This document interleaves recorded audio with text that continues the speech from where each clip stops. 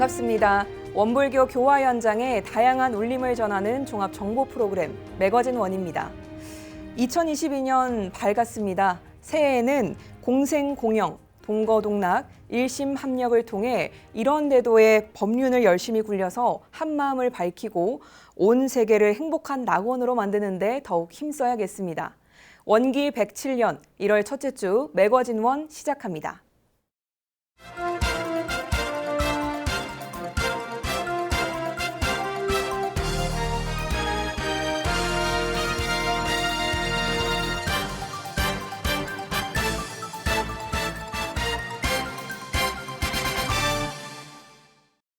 오늘 매거진 원은 원기 107년을 맞아 원불교 청소년국과 함께 인구구조의 변화와 미래교화 포럼이라는 주제로 신년 대담 특집을 준비했습니다. 현재 우리나라 저출산, 고령화 문제는 매우 심각한 수준입니다.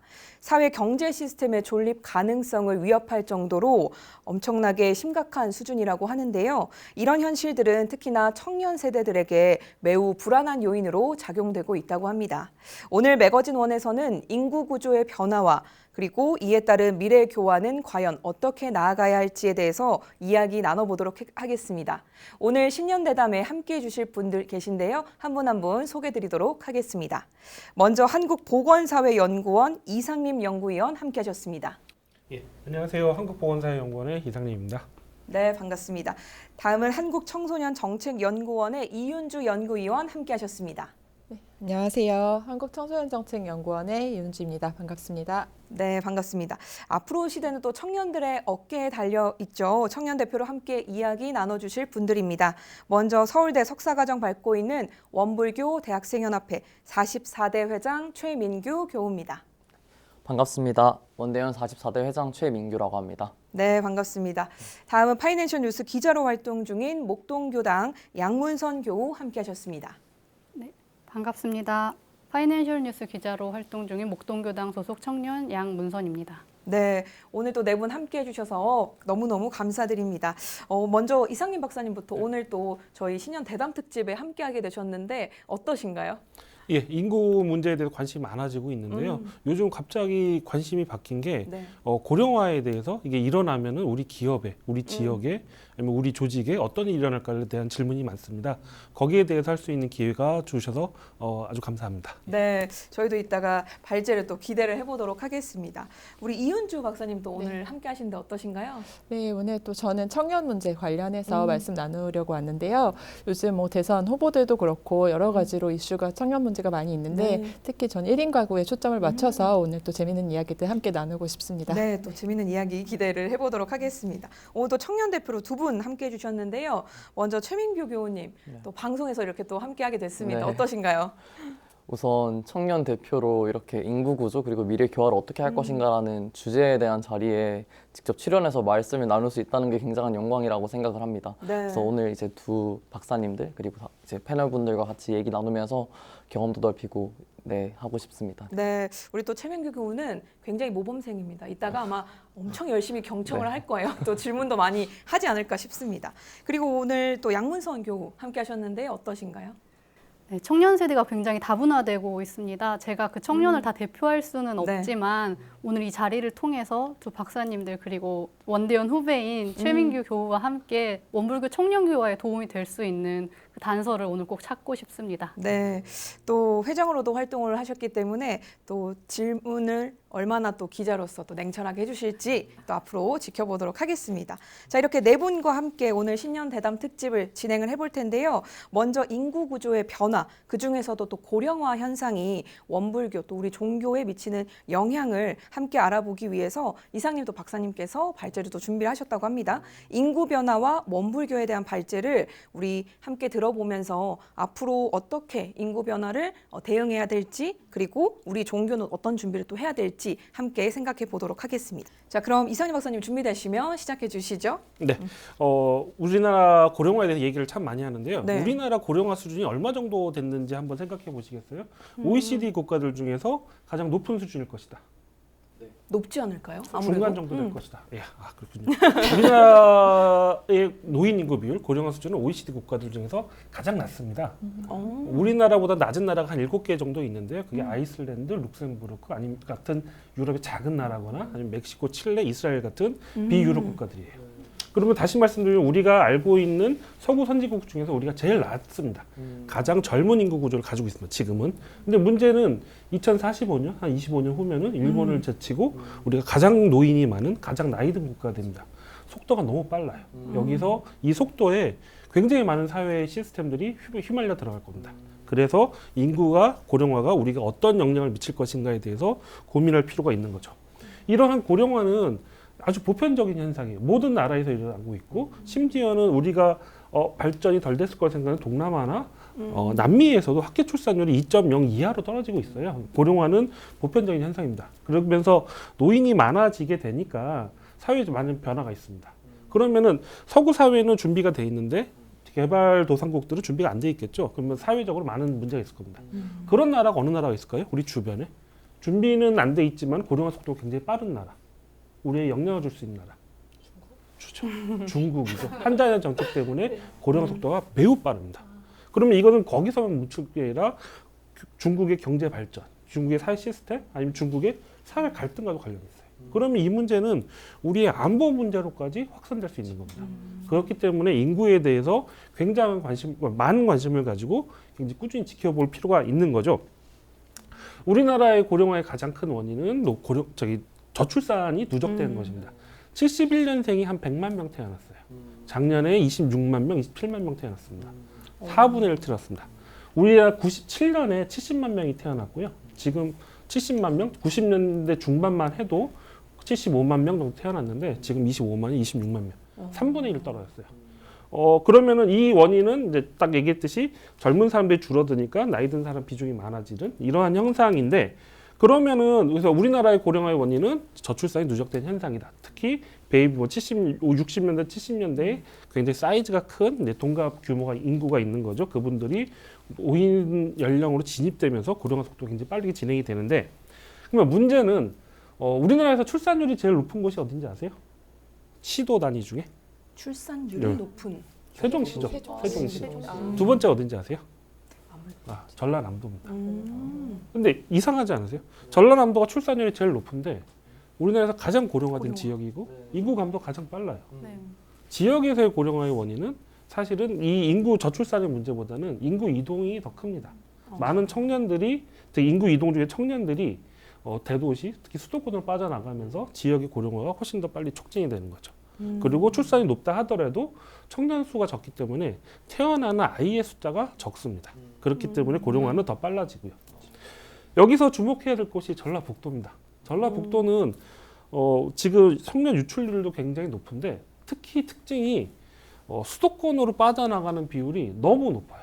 전체 유출 중에서 수도권으로 빠져나가는 비율이 너무 높습니다. 왜 그런지 아세요 혹시? 전라남도에 있는 청년들은 어디로 빠져나갈까요? 광주, 광역시. 경북에 있는 친구들은 대구나 대구. 영남으로 가겠죠. 근데 전북에는 대도시가 없어요. 그러니까 수도권으로 바로 쏴지는 형태입니다.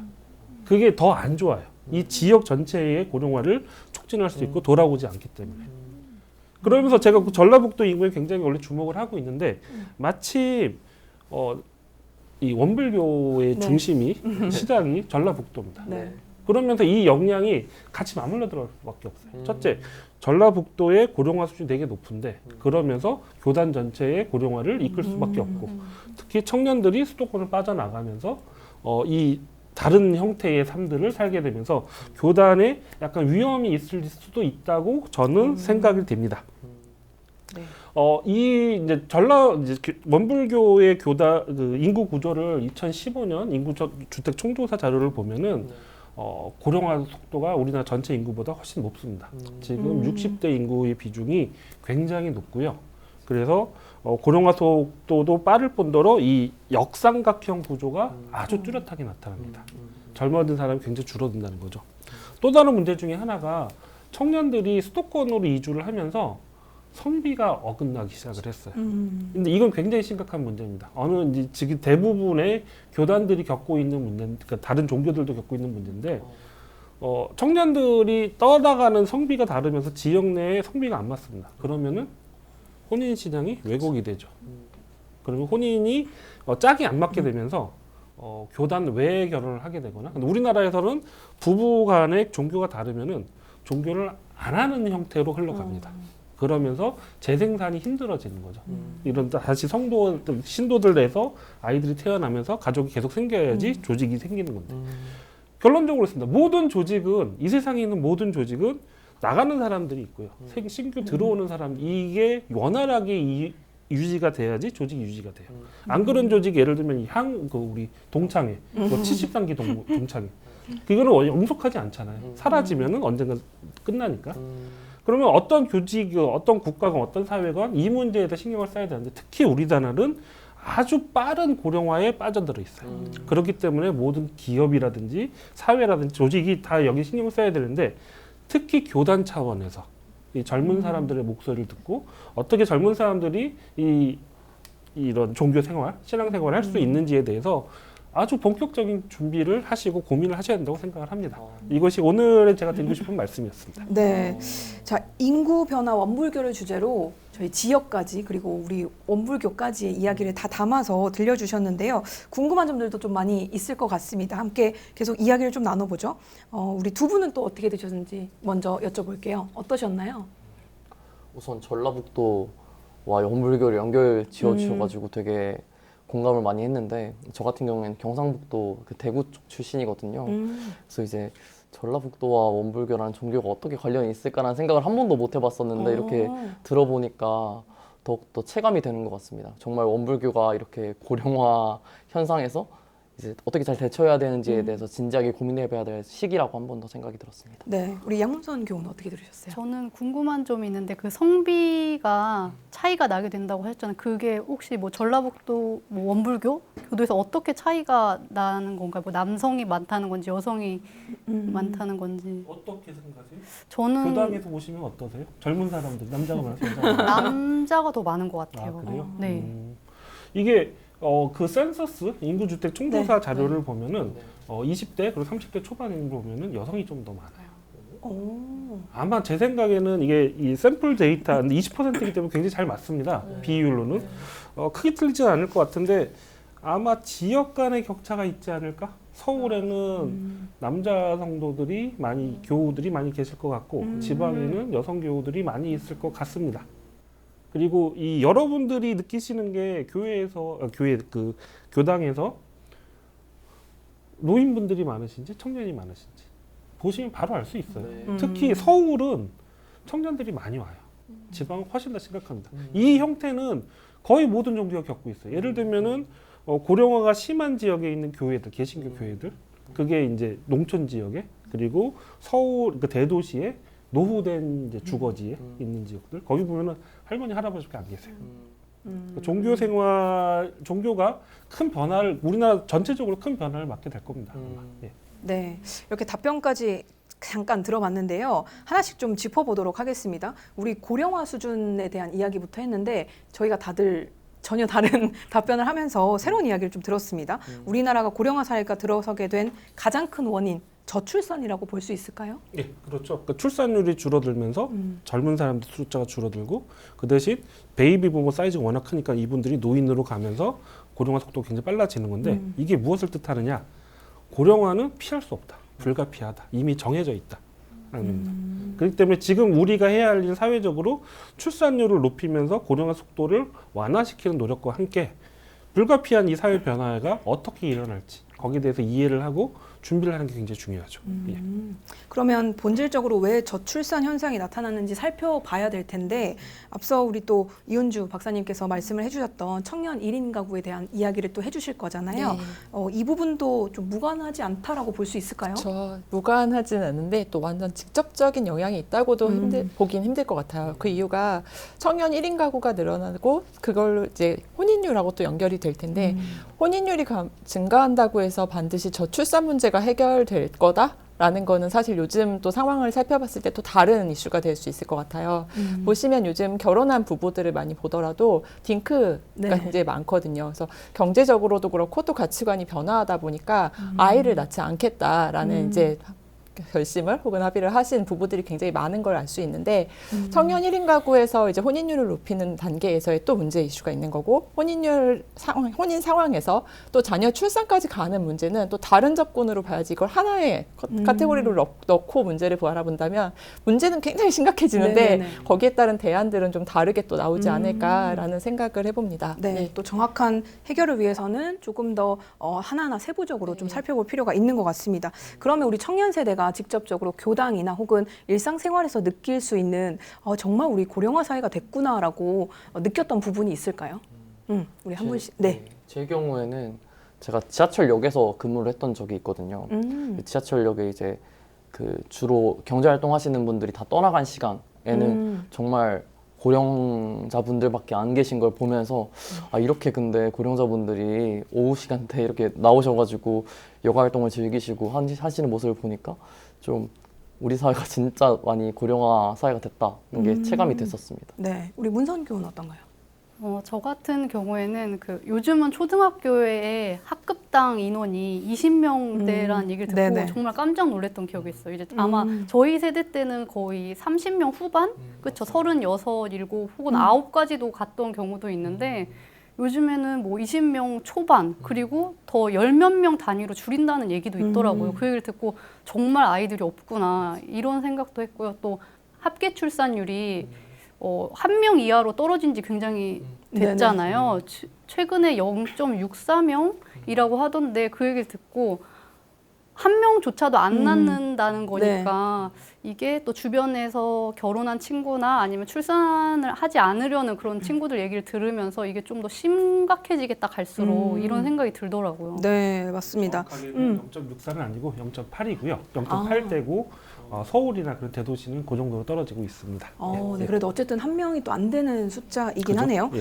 그러면 이런 우리 고령화 사회에서 앞으로 대비해야 될 부분들이 있을 텐데 이 노년층을 대상으로 또 어떤 정책이나 혹은 교육 같은 것도 좀 이루어져야 될 것 같은데 어떤 것들이 필요하다 보시나요? 예, 약간 다른 답변을 드리고 싶은데요. 노인분들이 많아지니까 노인에 대한 준비, 네. 여기에 대한 정책들 많아지는 거 당연합니다. 근데 정말 우리가 고령화 사회에 준비해야 할 거는 노인이 많아지는 문제가 아니라 그래서 어떻게 사회 전체 영향을 미칠 것인가의 문제들에 대해서 네. 고민을 하셔야 돼요.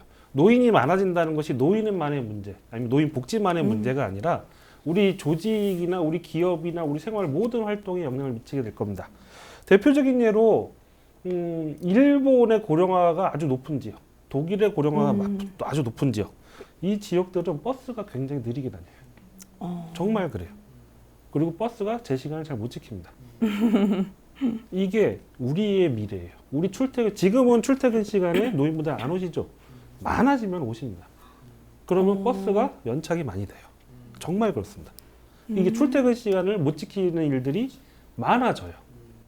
이렇게 아주 세세하게 작은 부분부터 큰 부분에는요, 우리나라 복지를 많이 해야죠. 복지 비용 많이 들죠. 근데 반대로 세금은 조금 들어옵니다. 경제 사이즈가 줄어들면서. 그리고 국방이라든가 이런 곳에는 다시 돈 들 데가 많아져요. 그러면은 사회 안보와 국가 안보가 충돌하게 됩니다. 이게 굉장히 미시적인 부분부터 거시적인 거, 아까 처음 얘기했던 중국과 같이 외교 안보적인 네. 문제까지 다른 문제에 굉장히 많은 영향을 미칠 거예요. 그거를 굉장히 보셔야, 지금 얘기를 답을 드리기 힘든데 네네. 그런 눈을 가지고 보실 필요가 있습니다. 그럼 저희 교단에는 어떤 변화가 일어날 수 있을까요? 이게 너무 빠른 것 같은데? 추후에 너무 걱정됐어요. 아니요. 방금 듣고. 저는 종교, 특히 원불교에 대해서는 잘 모르고 이해가 없는 사람이 얘기를 하면은 굉장히 신뢰된 얘기를 할 수 있기 때문에 조심스럽긴 한데요. 아까 처음 말씀드렸듯이 모든 조직은 젊은 사람들이고 새로운 신규 회원이 와야지 영속이 됩니다. 여기에 대해서 얼마큼 노력을 하고 계시는지는 고민을 하셔야 돼요. 젊은 사람들이 들어오기에 적절한 형태, 조직과 우리의 운영 체계, 그 문화를 가지고 있는가. 이거는 정말 고민을 하셔야 됩니다. 두 번째로, 우리 왜 서구 사회에는 고령화가 진행될수록 종교가 높아져요. 근데 이게 왜냐면은 서구 사람들은 자기 교회를 안 다니고 성당을 안 다니려도 난 캐톨릭이야, 난 개신교야라는 생각을 문화적으로 가지고 있어요. 우리나라는 그게 없잖아요. 성공하고 있는 데가 우리나라 유일하게 캐톨릭이 성공하고 있습니다. 캐톨릭은 종교 의례를 굉장히 중요시 여기잖아요. 태어나면은 세례를 꼭 해야 되고 돌아가기 전에 회개 미사를 지고 기도를 하면서 보내야 됩니다. 요걸 하기 때문에 장례를 해줘요. 1인 가구가 많아지면서 외로운 노인분들이 많은데 요게 장례를 교회에서 해주기 때문에 교단에 들어가시는 종교를 개종을 하시는 분들이 의외로 많습니다. 이걸 캐톨릭이 마케팅을 잘한 게 아니에요. 그런 종교의 특성이 있는데 그러한 문제들에 대해서 얼마나 적합한 형태를 가지고 있는지도 고민을 해보셔야 되겠죠. 네, 진짜 걱정하는 표정으로 지금 하시는데 지금 현재 상황은 어떤가요? 들었을 때? 교단 내에서 네네. 저도 주변에 뭐 젊은 교무님들 얘기 들어보면 이제 교화하고 청소년, 청년 교화하려고 열정 가지고 갔는데 네. 천도제만 그렇게 지낸다고 이제 그게 나쁜 게 아니라 이제 그런 일이 굉장히 많다 생각보다라고 얘기를 하더라고요. 인구 피라미드를 보니까 2015년 센서스를 보니까 교단 그 당시에 우리나라 가장 많은 인구는 50대 후반, 60대 초반이었거든요. 근데 센서스 구조를 보니까 한 5세, 10세가 더 많은 것 같아요. 60세 이상이 되게 많고 정말 딱 그 역삼각형 구조예요. 교단의 운영을 60대 부분으로 중심으로 흘러갈 수밖에 없는 구조예요. 여기에 대해서 교단을 이끄시는 분들이 생각을 많이 하셔야 됩니다. 청년의 목소리, 젊은 사람들의 목소리를 반영할 수 있는 구조인가. 이거는 모든 교회가도 마찬가지고 그리고 기업도 마찬가지고 근데 특히 원불교는 고령화 속도가 다른 우리 사회 일반보다 좀 더 높기 때문에 그리고 이 인구 감소, 젊은 사람 감소 속도가 워낙 빠르기 때문에 거기에 대해서 인위적으로 좀 고민을 하셔야 될 겁니다. 아마. 예. 네. 네, 또 두 분의 역할이 굉장히 중요할 것 같은데요. 우리 또 궁금한 사항이 또 추가로 있으실까요? 네, 저는 궁금한 사항이라기보다는 말씀 들으면서 떠올랐던 생각을 하나 네네. 말씀드리면 이제 교단의 입장에서 계속해서 청년이 줄어들고 고령화가 되는 데 있어서 이걸 어떻게 하면 교단에서 슬기롭게 극복할 수 있을까라는 방안에서 교육이 굉장히 중요하다는 생각이 들었습니다. 이제 교단에는 이제 나이가 좀 있으시고 경험이 많으신 분들이 많잖아요. 근데 또 최근 청년 세대의 고민이 이제 비단 일자리뿐만 아니라 어떻게 하면 내가 사회적으로 활동할 수 있을까? 뭔가 내가 놀거리, 취미거리 이런 게 어디 있을까라는 게 굉장히 네. 중요한데 사실 중앙정부나 이런 지자체에서 그 부분들을 되게 놓친다고 생각이 들었어요. 그래서 종교라는 단체가 이제 슬기롭고 지혜로운 분들을 앞세워가지고 다양한 교육 프로그램이나 활동 프로그램을 만들어서 교단에서 운영을 한다면 교단적으로도 좋고 지자체적으로도 좋은 윈윈이 될 것 같다는 생각이 들어서 네, 공감했습니다. 네, 또 연결해서 청년 교화 문제를 또 같이 이야기를 나눠볼 필요가 있을 것 같은데요. 계속해서 청년 교화에 대한 거는 어떻게 또 할 수 있을지 다양한 방법들이 있을지를 고민은 계속 하고 있습니다. 근데 또 오늘 오신 두 분이 또 원대한 또 회장 출신과 이제 회장을 앞두고 있는 분들이기 때문에 아무래도 조금 이끄는 자리에서 운영을 하는 입장에서 또 바라보는 시선이 다를 것 같습니다. 먼저 한 5, 6년 전인가요? 원대 회장을 했었는데 그때 당시의 교화와 지금 본인이 회장을 하고 있진 않지만 느끼는 부분이 좀 달라진 게 있나요? 지금 더 어렵다고들 하더라고요. 후배나 이제 담당하시는 교무님들 말씀을 들어보면 저 때도 물론 그때 청년이 없다. 교우회가 이제 이어받을 회장이 없어서 없어질 때가 진짜 가슴이 아팠거든요. 이제 대학교마다 원불교 동아리가 있는데 거기서 활동을 해주는 친구들이 있어야 그 명맥이 유지가 되는데 없어졌다가 몇 년 만에 교도가 그 학교에 입학을 하면서 다시 부활하고 그러면은 굉장히 큰 경사였거든요. 저희 안에서는. 근데 요즘에는 그렇게 좀 문을 닫는 교우회들이 많다는 얘기를 듣고 굉장히 가슴도 아프고 또 코로나라 또 네. 만나기가 더 힘들잖아요. 이게 대면을 하면서 서로 그 마음의 정도 쌓이고 그런 게 있는 건데 그게 안 되다 보니까 더 교화의 어려움도 크다는 얘기를 들었습니다. 오늘 또 전반적으로 우리 인구 고령화 문제를 시작으로 우리 종교까지 연관짓고 특히 뭐 다른 지역도 마찬가지겠지만 특히나 또 전북 지역을 중심으로 이야기를 나눠봤습니다. 또 이 전반적인 이야기에 대해서 어떤 또 생각들을 가지셨고 또 궁금한 사항들은 또 어떤 게 있었는지 많은 또 생각들이 드실 텐데요. 한 분씩 마무리로 또 소감 들어보도록 하겠습니다. 우리 먼저 문선 교우님부터 한번 들어볼까요? 네, 저는 이윤주 연구위원님 말씀이 굉장히 저희가 새겨들어야 될 그런 조언이라고 생각을 했습니다. 원불교의 장점이 따뜻함이 있고 또 교리를 이렇게 강요를 많이 안 하잖아요. 그런 것들을 굉장히 편애하거든요. 그렇기 때문에 우리가 청년들의 그런 쉼, 마음이 좀 쉬어갈 수 있는 공간이나 혹은 그런 활동들을 주력해서 하면 좀 친구도 데려올 수 있고 사실 요즘 다 외롭고 힘든데 또 어딘가에 기대고 싶어 하거든요. 그래서 그런 부분들을 잘 살리면 좋겠다는 생각이 들었습니다. 네, 또 올해 또 이끌어갈 민규교우 차원에서는 오늘 이야기들이 정말 많은 자산이 되지 않았을까 싶은데요. 어떠셨나요? 네, 우선 고령화랑 이제 인구 구조의 변화에 대한 현실에 대해서 한 번 더 상기시키는 계기가 됐다는 생각이 드는데요. 저도 대구에서 이제 작은 지역에서 상경을 한 사람으로서 이제 이렇게 지역 사회에서 유출된 인구 중에 제가 또 한 명이지 않습니까? 그래서 이런 사람들이 나 말고도 굉장히 많겠구나라는 생각에 좀 걱정스러운 마음도 들었습니다. 하지만 제가 아까 언급을 드렸듯이 아직까지 교단 측면에서 할 수 있는 일이 굉장히 무궁무진하다는 생각이 들었습니다. 특히나 저 경우에도 원대현 회장에 출마를 하고 취임을 한 이유도 앞으로 침체되어 있는 청년교화를 다시 한번 일으키고자 하는 마음이 있기 때문에 오늘 얘기 들으면서 더욱더 마음을 다잡도록 하겠습니다. 네, 좋습니다. 또 우리 이은주 박사님도 좋은 얘기들 많이 또 첨언을 해주셨는데요. 어떻게 들으셨나요? 네, 저도 인구 구조에 대해서 정말 더 이렇게 가깝게 또 말씀을 잘 들을 수 있는 기회라서 많은 생각들을 하게 되었고요. 그다음에 무엇보다도 사실은 이제 청년, 그다음에 이제 노년에 대한 고령화 문제, 어떻게 보면 다 문제라는 좀 부정적인 인식을 가지고 네. 접근을 하는데 저희가 그런 부분들을 이제 좀 이렇게 무섭다, 이렇게 두렵다라는 측면과 더불어서 이제 그걸 어떻게 하면 잘 해결해 갈 수 있을까에 대한 방안들도 같이 한번 고민해 보면 좋겠다라는 생각들을 가지게 되었습니다. 네, 또 박사님 말씀처럼 뭐 좋은 쪽으로 잘 해결할 수 있는 방안을 찾는 것도 중요하지만 또 처음에 발제해 주셨던 것처럼 경각심을 좀 많이 일깨워준 시간이 아니었나 싶거든요. 마지막으로 오늘 어떠셨는지 이야기 한번 해주시죠. 네, 저는 인구학자로서 듣지 못했던 얘기를 많이 들었고요. 특히 청년들 목소리 들을 때 굉장히 아이디어도 많고요. 연구 아이디어 좀 얻었습니다. 많은 생각을 할 수 있는 시간이었고요. 네. 제 결론은 두 가지입니다. 하나는 불가피한 미래에 대해서 고민을 하셔야 됩니다. 준비를 하시고 이것은 꼭 교단 차원, 종교 문제뿐만 아니라 우리 일자리에서, 우리 지역에서, 우리 삶에서 어떤 준비를 할까를 준비하셔야 되고요. 두 번째는 고령화가 되면서 노인이 많아지면서 청년의 목소리가 계속 작아질 수밖에 없습니다. 청년의 목소리를 듣기 위한 노력들을 좀 해 주셨으면 하는 부탁을 함께 드리고 싶습니다. 네, 고맙습니다. 우리 이상림 박사님 마지막 말씀처럼 청년들의 목소리에 조금 더 귀를 기울이는 시간들을 계속해서 가져야 될 것 같습니다.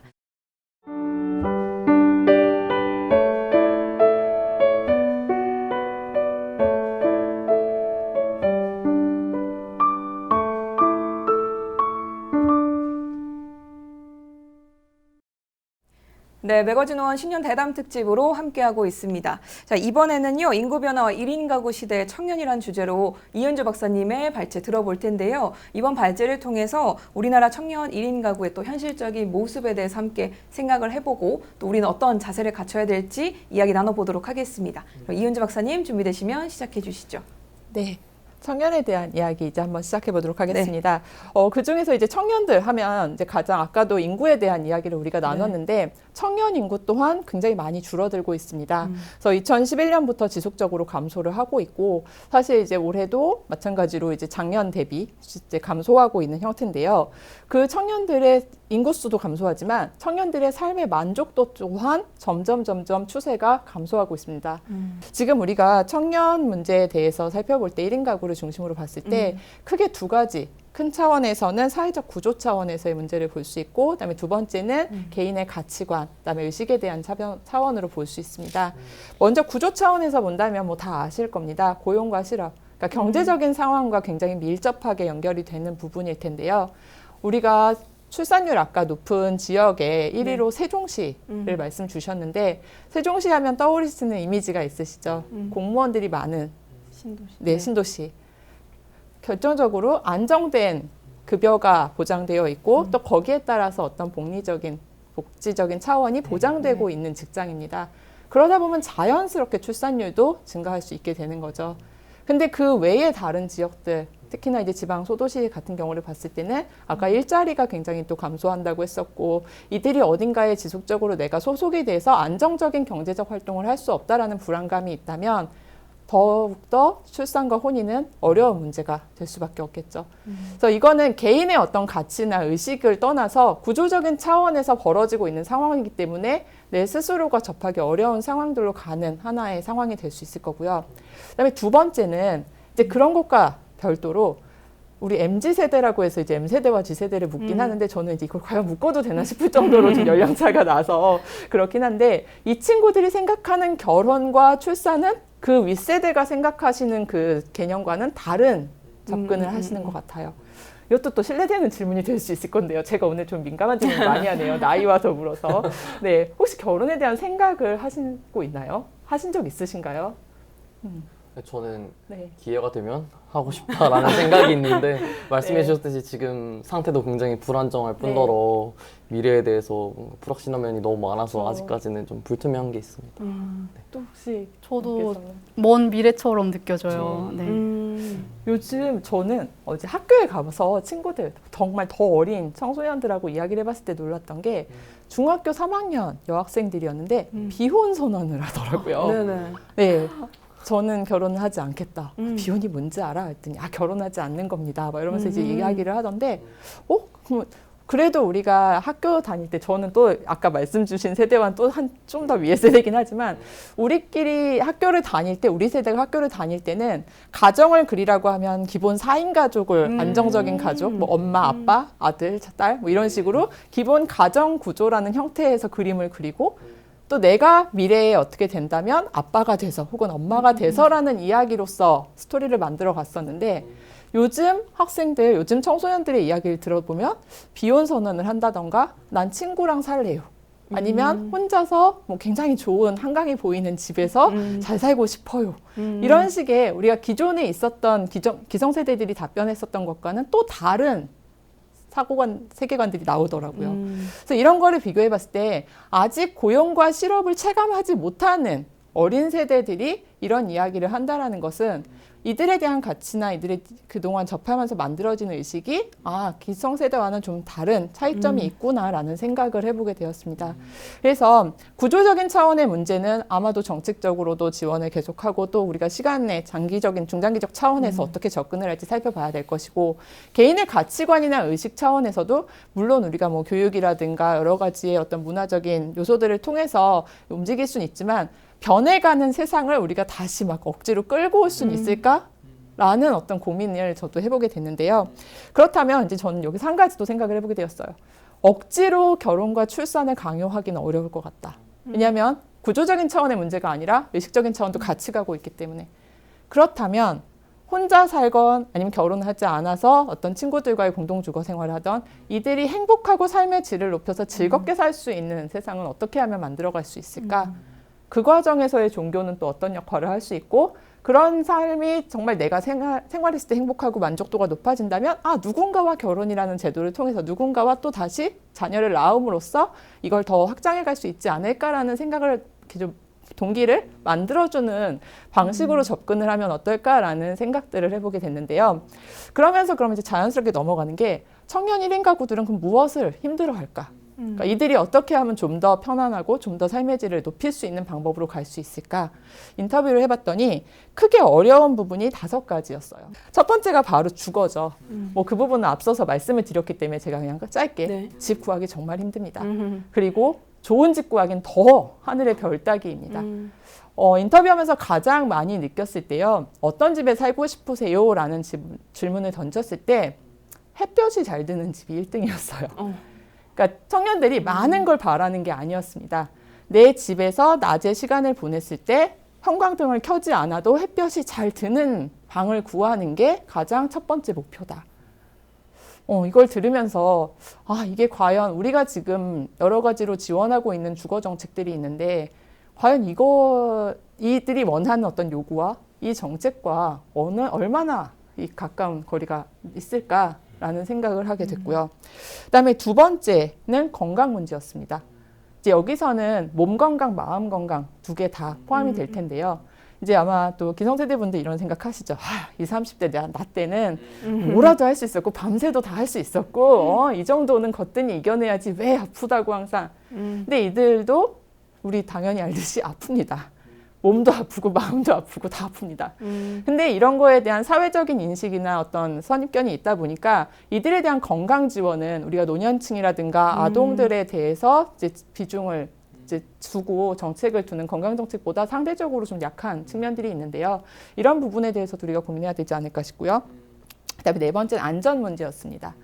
이것도 어떻게 보면 주거랑도 연결이 될 수 있을 텐데 특히 여기 또 여성분들이 이 안전 문제에 대해서 많은 이야기를 주셨는데요. 집을 구할 때 가격이 낮아지면 낮아질수록 이유가 있겠죠. 치안 문제라든가 그다음에 뭐 직장 생활이라든가 아르바이트를 한다든가 이런 측면에 있어서 내 자신을 보호할 수 있는 안전망에 대한 요구들, 그다음에 거기에 따른 걱정들도 상당히 많이 나타났습니다. 그리고 이제 마지막으로 사회적 관계에 대한 측면들. 그래서 이것도 여러 영역에서 다 적용이 될 수 있을 건데요.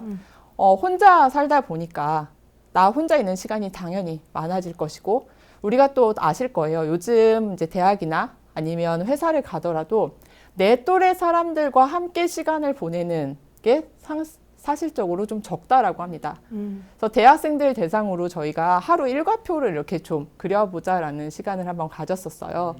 근데 대다수의 시간이 아침에 일어나서 이제 취업 준비를 해야 되니까 뭐 공무원 시험도 준비하고 또 대기업 뭐 입사 시험도 준비하다 보니까 도서관에 가서 이제 혼자 공부를 하고 혼자 밥을 또 먹고 컵라면이나 컵밥을 먹고 그 다음에 아르바이트를 가고 그 다음에 다시 학원 강의, 온라인 강의를 혼자 이제 이어폰에 듣고 그 다음에 다시 집에 오면 자고 반복되는 일상을 계속 살아가는 거죠.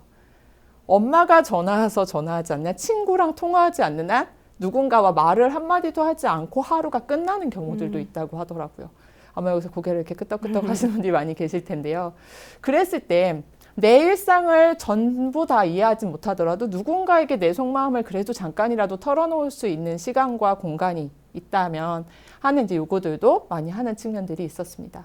그래서 이처럼 청년 1인 가구가 증가하고 있습니다. 이들에 대해서 주거를 지원해야 됩니다. 라고 하면서 이제 집들을 막 이제 짓고 이들을 대출하기 쉬운 어떤 방안들을 만들고 하지만 그것도 당연히 필요한 정책이지만 조금 더 세부적인 차원에서 이들이 원하는 것이 어떤 것이고 이들이 어떤 방식으로서의 삶을 꿈꾸고 있는지를 좀 더 고민해 보면 좋겠다라는 생각을 하게 되었고요. 그다음에 이제 저도 이것과 관련해서 이제 종교 아까 전북 사례도 얘기해 주셨고 점점 청년의 인구가 줄어든다라고 해서 이 조사와 관련해서 생각해 봤을 때 그러면 우리 원불교 차원에서는 어떤 노력을 할 수 있을까? 이들의 마음의 안식처가 되주면 좋을 것 같아요. 아까도 잠깐 말씀을 이제 해주셨고 하지만 청년들 같은 경우에는 부모님과 혹은 이제 멘토라는 차원에서 이제 더 기성세대들과 이야기를 했을 때 나를 이해해주지 못한다라는 조금 답답함을 호소하는 경우들이 있더라고요. 그러니까 해결을 해달라는 게 아니었는데 내 문제를 어떻게 바꿔달라고 나는 이야기를 한 게 아닌데 이분들 입장에서는 왜 그렇게 사니? 왜 그렇게 문제를 답답하게 보고 있니? 뭐 이러면서 이제 어떻게 보면 이야기가 아니라 꾸중으로 끝날 수 있다 보니까 내 이야기를 공감해주고 같이 들어줄 수 있는 어떤 친구 같은 존재에 대한 필요성. 그래서 이제 상담이나 심리 지원, 정서 지원에 대한 요구들을 말씀하시는데요. 이런 역할은 충분히 종교적인 차원에서 해줄 수 있는 또 지금도 하고 있으신 역할 중에 하나일 것 같아요. 그래서 청년들에게 어떤 종교적인 차원의 내용도 이제 같이 가면서 이러한 정서 지원의 차원으로서의 목소리를 좀 더해갈 수 있도록 움직여 간다면 이 친구들이 그래도 좀 마음 편하게 오늘 하루 너무 힘들었는데 저희 교당에 가서 오늘 나랑 이제 오늘 비슷한 하루를 보낸 친구하고 이야기도 좀 하고 또 거기 계신 선생님들하고 같이 좀 이야기를 나누면 오늘 밤은 좀 편하게 잠 잘 수 있겠다. 라는 생각으로 집에 갈 수만 있도록 도와준다고 하면 좋지 않을까라는 생각을 해봤고요. 또 하나는 이제 요즘 또 코로나 상황이다 보니까 대면이라는 측면이 상당히 좀 불편하고 좀 이렇게 두려울 수가 있어요. 그래서 온라인 플랫폼이 지금 있는지 제가 사실 그 부분은 잘 모르겠는데 그 온라인 상황 안에서도 이 종교 안에서의 공동 커뮤니티를 끌어와서 활동할 수 있는 원동력들을 만들어주시는 방안도 필요하지 않을까라는 생각도 같이 해봤습니다. 네, 고맙습니다. 우리 이은주 박사님의 이야기 들어봤는데요. 아무래도 여러 가지 이야기들 중에서 또 두 청년들은 우리 또 원불교에서 어떻게 또 진행을 해야 될지 또 많은 인사이트를 얻었을 것 같습니다. 먼저 질문을 드리면 우리 이상림 박사님에게 인구학자로서 또 어떻게 이야기를 들으셨는지 저희가 전체 인구는 줄어들지만 결국에 1인 가구, 특히 청년 1인 가구는 굉장히 많이 늘어나고 있는 상황이잖아요. 그래서 전반적으로 이은주 박사님 이야기를 또 어떻게 들으셨는지 먼저 한번 여쭤보겠습니다. 예, 인구학자니까 우리나라에서 지자체 중에 기초 지자체 중에서 청년 1인 가구 비율이 제일 높은 곳이 어딘지 무슨 군지 아세요? 서울. 서울의 무슨 구? 관악구. 관악구입니다.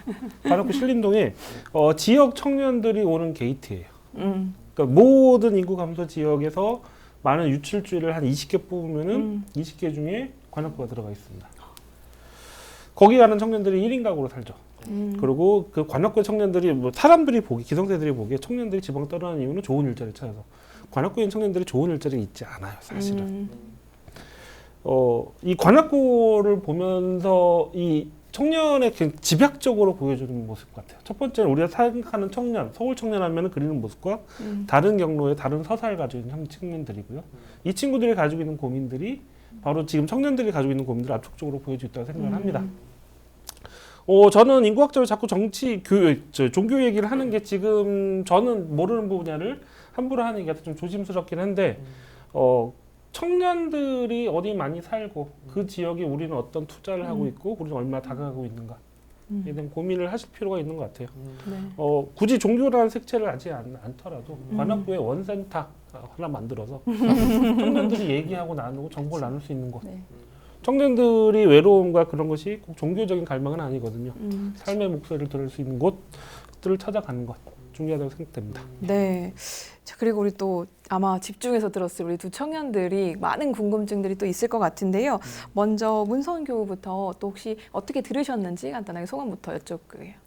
이제 저희 원불교가 어떤 마음의 안식처가 되는 게 1순위이기도 한데 또 두 번째로 충족이 돼야 될 건 요즘 청년들은 사실 그냥 쉬고 그냥 노는 게 좀 의미 없게 느껴져요. 그러니까 그런 거에 시간을 투자할 여유가 없어서 마냥 노는 게 아니라 놀면서도 좀 생산적인 거. 그러니까 이 말씀해 주신 것처럼 뭐 하다 못해 뭐 취업에 대한 좀 도움이라도 어떤지 그 부분에 대해서 의지를 서로 할 수 있다든지 그런 거라도 얻어갈 수 있는 게 또 깔려 있어야 이게 올 수 있는 유인책이 되지 마냥 와서 우리 편하게 뭐 맛있는 거 먹고 수다 떨고 이런 거는 사실 원하는 게 아니거든요. 그래서 그런 부분에 대해서 우리 교단에서 좀 청년들이 원하는 것을 좀 더 파악해서 했으면 좋겠다는 생각이 많이 들었어요. 그 지자체의 사례처럼 얻을 수 있는 것들을 잘 고려를 해서 적절한 비율로 하면 좋지 않을까. 특히 그걸 어디서 할 거냐라고 고민을 했을 때 이제 박사님이 얘기해 주신 것처럼 청년이 많은 곳, 특히 좀 필요나 그런 필요를 많이 느끼는 청년들이 있는 곳에서 거점적으로 우선 해보는 게 참 좋겠다는 생각이 들었어요. 네. 아무래도 요즘에는 또 방금 얘기를 해주셨던 것처럼 의미 없는 활동이라고 생각이 되면 오히려 자발적 혼자를 오히려 더 행복하게 느끼는 청년 세대들의 이야기들이 굉장히 많더라고요. 우리 또 민규 교우는 어떻게 들으셨나요? 네, 사실 들으면서 하고 싶은 얘기가 너무 많아서 지금 정리가 안 될 정도로 네. 너무 감명 깊게 그리고 또 많은 생각을 하게 됩니다. 우선 이제 제가 문선교우님의 말을 정면적으로 반박하는 게 될까봐 조심스럽긴 합니다만 한번 말씀을 드려보면 제가 이제 지난 학기까지 활동했던 서원회가 네. 이제 관악구의 원센터 느낌으로 계속 그렇게 방향을 잡아서 활동을 하고 있었거든요. 이제 관악구에 조금 외롭고 지친 사람들이 찾아와서 자기 이야기를 털어놓고 그리고 명상하고 차도 마시고 같이 일기도 쓰면서 내가 하루에 어떤 게 힘들었고 지쳤다는 걸 자유롭게 풀어놓는 시간이었습니다. 처음에는 이제 교무님과 이런 활동을 짜면서 이걸 과연 좋아할까? 라는 생각이 있었어요. 왜냐면 무선교우님께서 말씀하셨듯이 지금 친구들은 당장 취업, 일자리, 주거 이런 것들이 더 걱정이지 시덥다는 얘기라고 생각을 할 수도 있겠다는 생각이 들었거든요. 근데 막상 친구들이 와서 얘기하는 걸 들어보니 이게 전혀 의미 없는 얘기가 아니라 사람들은 또 로봇이 아니기 때문에 내가 언제까지나 취업 일자리만 생각할 수 없고 내가 마음에 응어리가 있는 것들을 풀어놓고 싶어하는 성향을 봤었습니다. 그래서 앞으로 항상 수요가 있는 곳은 공급이 있어야 또 순환이 되는 거잖아요. 원불교가 그런 측면에서 사람들의 수요를 잘 받아서 정말 관악구의 원센터, 크게는 대한민국의 원센터로 발돋움할 수 있으면 좋겠다는 생각을 했습니다. 네. 뭐 말씀하신 거 있으신가요? 아까 처음 시작할 청년의 다양성을 인사하실 때 하셨잖아요. 청년은 정말 다른 것 같아요. 근데 문제는 다양한 게 아니라 우리가 그리고 있는 청년의 모습이 그 청년이 아니에요. 맞아요. 못 담습니다. 청년들이 결혼 안 한다고 얘기를 많이 하는데 결혼을 하겠다는 응답률이 계속 떨어져요. 지금 여성들은 20%도 안 돼요. 그러면 결혼 안 하겠다는 비율은 얼마 되냐? 10%도 안 됩니다. 모르겠다는 사람들 늘어서 유보를 하고 있어요. 이 사람은 정책에 대해서 하면 할 수 있는 거예요. 청년들이 쉼이 필요한 친구도 있고 아닌 친구도 네. 있어요. 근데 저는 여기서 말씀드리고 싶은 게 청년을 그리는 모습이 좀 폭력적이에요. 그 다양한 그림들을 못 담아요. 특히 솔직히 말해서 종교라는 조직은 더 고착화돼 있어요. 그럴 가능성이 커요. 그게 아닌 청년들 글러기 방법은 목소리를 듣는 거예요. 좀 그래야 된다고 생각합니다. 네. 조금 더 또 생각을 깨는 이야기를 해주셨는데 아무래도 우리가 고민을 많이 하고 지금 현재 원불교에서도 조금 전에 얘기해 주셨던 뭐 교화 프로그램들이 또 비대면으로도 진행이 되고 여러 가지를 또 시행을 하고 있는데 이게 과연 또 말씀처럼 잘 타겟팅이 돼서 그들이 원하는 니즈를 100%또 잘 반영을 할 수 있을까 이런 고민들은 또 계속해서 해줘야 될 것 같습니다. 두 청년분들은 또 현실적인 고민으로 어떤 게 가장 고민이 되는지 혹은 요즘에 M4 세대라고 하잖아요. 막 정말 이렇게까지 포기를 해야 되나 싶을 정도로 이미 숫자가 계속해서 늘어나고 있는 것 같은데 본인이 직접 뭐 겪은 이야기도 좋고 혹은 주변에 우리 교화 현장에서 만났던 청년들의 이야기를 조금 덧붙여 주셔도 좋을 것 같습니다. 우리 누가 먼저 해볼까요? 제가 먼저. 네, 우리 민규 교무님부터. 네. 사실 21세기 지금을 한마디로 그리고 특히나 MZ세대를 정의해보면 각자의 개성과 각자의 스타일이 굉장히 뚜렷하게 나타나는 세대라는 생각이 들어요. 네. 사회적으로도 굉장히 기술도 발전하고 사회적인 수준도 굉장히 올라감에 따라서 각자가 생각하는 난 이렇게 살고 싶어라는 게 굉장히 올라갔다고 생각을 하거든요.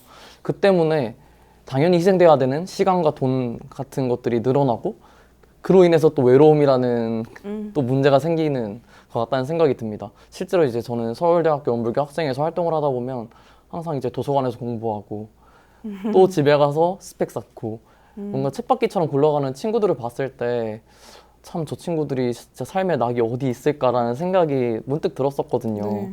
이처럼 각자가 뭔가 원하는 이상향이 계속해서 높아짐에 따라서 괴리감이 훨씬 더 커진다는 생각이 들었었습니다. 네. 우리 또 문성 교우님은 어떠신가요?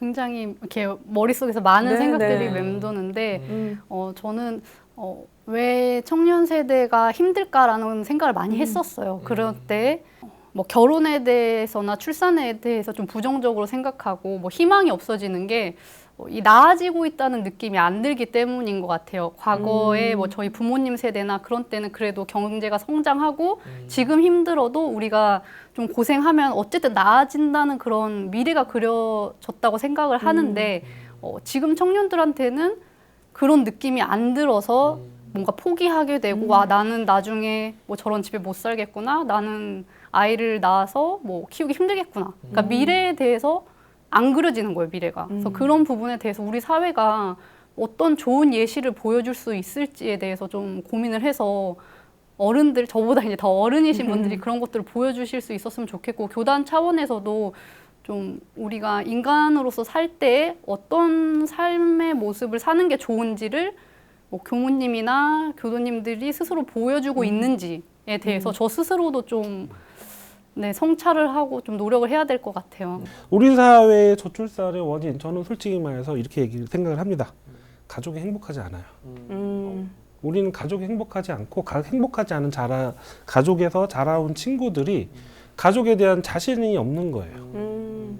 이게 굉장히 지금 트렌드와 반대되는 얘기고 좀 시기의 역학적인 얘기라고 생각들 하시는데 우리의 본질이 우리의 가족은 행복하지 않습니다.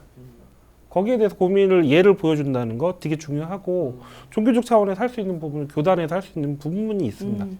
행복한 가족을 만드는 거, 그 모습을 보여주는 거 아주 중요한 문제라고 생각을 합니다. 네. 예.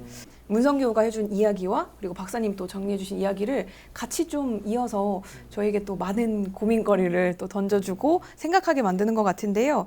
우리 박사님 두 분께 오늘 이야기를 강연을 보여주신 강연자나 혹은 박사라는 타이틀을 조금 내려놓고 그냥 청년들의 인생의 선배로서 우리 청년들에게 한마디의 말씀들을 좀 해주시면 어떨까 싶거든요. 우리 이상민 박사님부터 먼저 부탁드리겠습니다. 예, 90년대 학번으로서 열심히 살았습니다. 사람들도 많았고, 근데 우리 행복했냐? 우리도 행복하지 않았습니다. 힘들었습니다.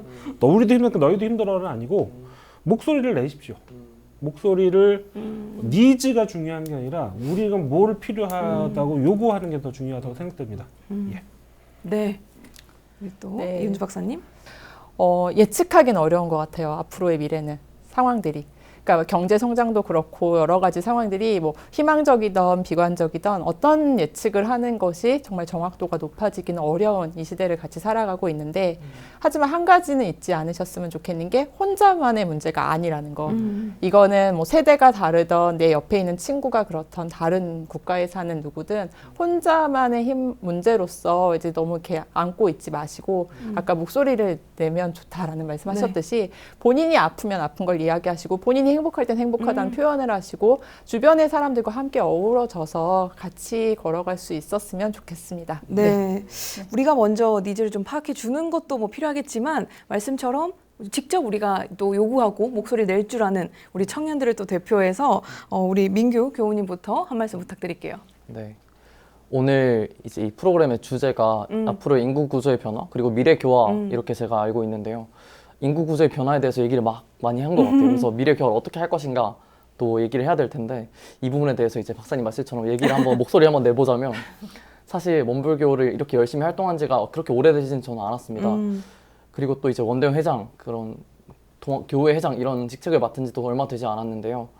이렇게 원불교 교회 그리고 청년회가 위기인 상황에서 조금 문제라고 생각되는 것이 하나 있다면 원불교는 청년이 필요하고 원불교는 새 사람이 필요합니다. 근데 이제 그분들께서 이렇게 요청을 하시고 필요하다는 논의를 하실 때 그럼 청년들은 왜 원불교가 필요할까라는 얘기에 대해서는 조금 덜 집중되는 경향이 있는 것 같아요. 원불교는 청년이 필요한 건 이제 공감을 하고 다 알았으니 그럼 청년들은 왜 원불교가 필요하고 앞으로 청년들이 원불교에서 뭘 받아갔으면 좋겠는가 어떤 공동체를 만들어서 사람들끼리 연대했으면 좋겠는가에 대해서 생각해야 된다고 네, 저는 생각이 들었습니다. 인간은 어떻게 보면 1인 가구라는 자체가 말이 안 된다고 생각이 들거든요. 역사적으로 봤을 때 혼자 살았던 인간은 없었잖아요. 그래서 앞으로 이런 원불교라는 곳이 정말 중요한 공동체가 돼서 더욱더 커질 수 있는 날이 빨리 왔으면 좋겠다는 생각이 들고 이 방송을 보고 계신 많은 대학생분들이 원대원에 참여를 하셔가지고 같이 새로운 목소리도 내고 많은 변화를 일으켰으면 좋겠습니다. 감사합니다. 네, 좋습니다. 우리 마지막으로 문성 교우님. 네, 제가 원대원 활동을 열심히 하면서 막연하게 갖고 있던 고민들에 대해서 이 박사님들의 그런 전문적인 말씀을 듣고 굉장히 영감을 많이 받았습니다. 그리고 저 스스로도 오히려 힘들어질수록 나만 생각하게 되더라고요. 근데 이런 시기에 이런 자리에 와서 이런 얘기를 들을 수 있어서 너무 좋았고 이제 교단의 미래가 사실 청년이 없으면 희망이 없다는 걸 모두가 알고 있습니다. 10년 전부터 한참 전부터 다 그런 말씀들을 하셨어요. 근데 이제는 정말 실행에 옮길 때가 아닌가라는 생각이 들었고 저 또한 저랑 그 원대원 활동을 열정적으로 했던 친구들과 한번 다시 모여서 새로운 어떤 바람을 만들 수 있는 그런 2022년이 됐으면 좋겠습니다. 네, 좋습니다. 저는 진행자로 함께 하지만 오늘 또 네 분의 이야기를 들으면서 또 대화를 들으면서 정말 서로 많은 것들을 좀 얻어가고 계시지 않나라는 좀 생각이 듭니다. 저희가 오늘 신년 대담 특집으로 나눴던 이야기들에서 정답을 좀 드리기보다는 함께 고민해야 될 부분들을 많이 논의를 한 것 같습니다. 그래서 이 시간 이후로 특히나 또 올해는 여러분들이 함께 또 행복한 삶들을 각자의 위치에서 또 살 수 있도록 또 그 안에서 우리 종교가 또 우리 원불교가 어떤 역할들을 또 해줄 수 있을지 함께 또 힘쓰는 그런 한 해로 보냈으면 좋겠다라는 생각을 하면서 오늘 시간 마무리하도록 하겠습니다. 저희 다 함께 인사드리면서 마무리하면 어떨까 싶습니다. 자, 오늘 매거진 원 신년 대담 특집 여기서 마치도록 하겠습니다. 함께 해주신 여러분 고맙습니다. 감사합니다.